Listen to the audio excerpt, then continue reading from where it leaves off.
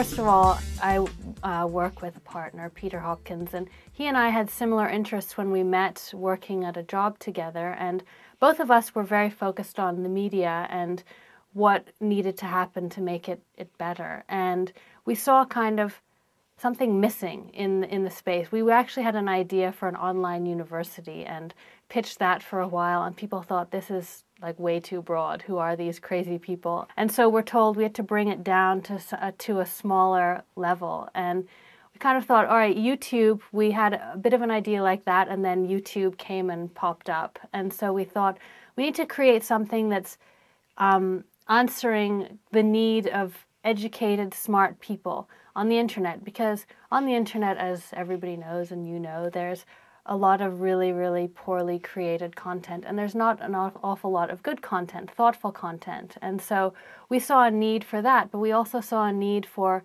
people to participate online. Instead of just watching, the internet obviously gives users the ability to participate in conversations. And so we thought, what about combining these two? Great content and the ability for users to participate in the content or with the content and kind of join a conversation. And so we came up with this hybrid content model.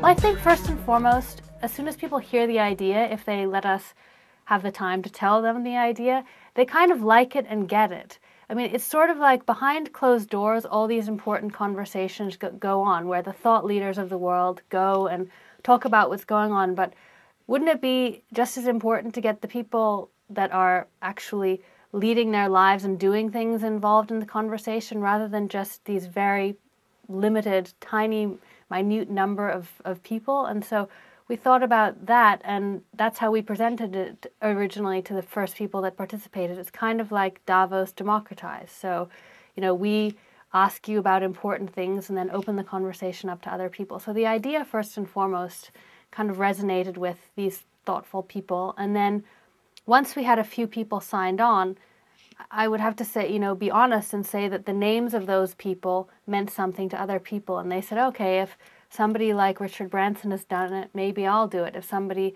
you know, the first 5 people were kind of personal friends and favors we called in from friends of friends to get them to do it. And then after that, it hasn't been as difficult.